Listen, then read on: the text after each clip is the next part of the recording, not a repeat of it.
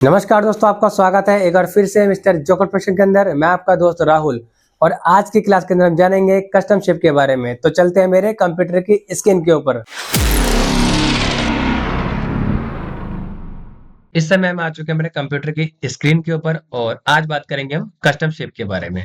तो उससे पहले मैं आपको कुछ चीजें बता देता हूँ। जैसे कि मान लीजिए आपने पिछली क्लास में देखा, ये रेक्टेंगल टूल के अंदर यहाँ पे बहुत सारी बेसिक शेप्स हैं। ठीक है, तो ये क्या होती है? बेसिक शेप्स होती हैं और लाइव शेप होती है। ठीक है, इसी तरह लाइन की बात करूं तो लाइन भी क्या है, एक बेसिक शेप्स है। अब जितनी भी इसमें शेप्स आ रही है सारी क्या है, ये बेसिक शेप्स है। मान लीजिए मैं क्या करता हूँ, रेक्टेंगल बनाता हूँ। अब ये क्या है, बेसिक शेप है।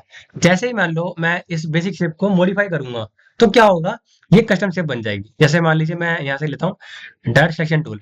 अभी क्या है, ये देखो चारों तरफ एंकर पॉइंट आ रहे हैं। अभी समझाता हूँ एंकर पॉइंट भी क्या होते हैं। अगर मान लीजिए मैं इसको पकड़ के ट्रैक करता हूँ, देखो ये पूरा जो रेक्टेंगल है वो मूव हो रहा है। मान लीजिए मेरे को इसको एक पॉइंट को मॉडिफाई करना है, तो मैं क्या करता हूँ, डायरेक्ट सिलेक्शन टूल ले रखा है और यहाँ से ड्रैग करता हूँ। अब मैं क्या करता हूँ, इसको थोड़ा अंदर की साइड करता हूँ। जैसे मैं इसको ऐसे कर देता हूँ, मतलब अंदर साइड में, तो ये क्या होता है, ये मॉडिफाई हो चुकी है, यानी कि ये बन चुकी है कस्टम शेप। ठीक है, आपको एक चीज बताऊं कि कस्टम शेप जो है वो क्या है कि बेसिक शेप नहीं बन सकती, लेकिन क्या है, बेसिक शेप कस्टम शेप बन सकती है। ठीक है, अब बात करते हैं एंकर पॉइंट के बारे में। एंकर पॉइंट है क्या?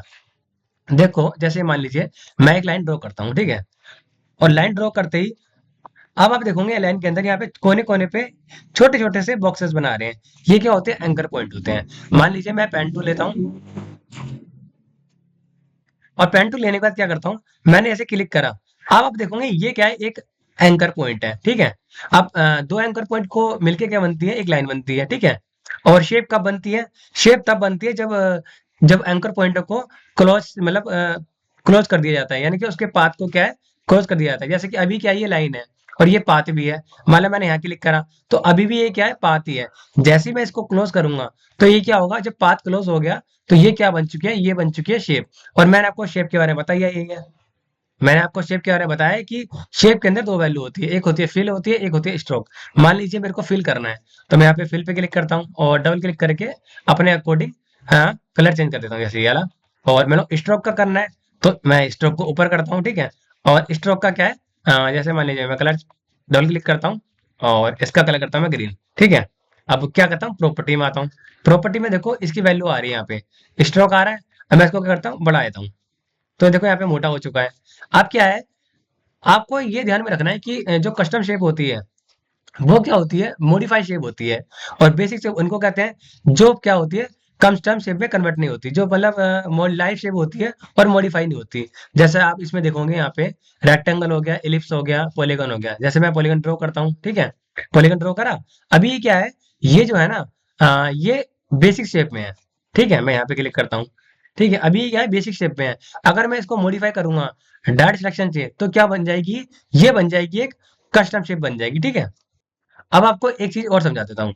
जैसे मान लीजिए मैं अभी क्या करता हूँ, मैं यहाँ पे एक रेक्टेंगल ड्रॉ करता हूँ। ठीक है, साइड में यहाँ पे छोटा सा रेक्टेंगल ड्रॉ करा। अब रेक्टेंगल ड्रॉ करा, जैसे मैंने ड्रॉ करा तो आप मैं यहाँ पे आता हूँ पहले सिलेक्शन टूल पे, और उसके बाद देखोगे यहाँ पे क्या दिख रहा है मेरे को, यहाँ पे एक बाउंडिंग बॉक्स दिख रहा है। देखो जूम करके दिखाता हूँ, मतलब अभी एकदम परफेक्ट दिख रहा है। मान लीजिए मैं इसको क्या है, मॉडिफाई करता हूँ। यहाँ पे मैंने क्या है, डायरेक्ट सिलेक्शन लिया और इस पे ड्रैग करा और इसको अंदर तक कर दिया। ठीक है, मैंने इसको इस तरह से कर दिया। अभी ये क्या है, ये मतलब कस्टम शेप में कन्वर्ट हो गया क्योंकि मैंने इसको मॉडिफाई करा है। अब मैं जैसे ही इस पे क्लिक करता हूँ सिलेक्शन टूल पे, तो देखो क्या होगा, मेरा जो बाउंडिंग बॉक्स है वो वैसे ही आ रहा है, वो इसके अकॉर्डिंग नहीं आ रहा है। क्यों?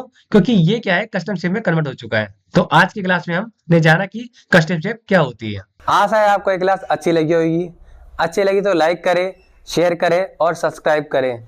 और ये वीडियो उन लोगों को भेज दीजिए जो ग्राफिक डिजाइनिंग को दिल से सीखना चाहते हैं, जिससे वो अपने करियर को आगे बढ़ा सके।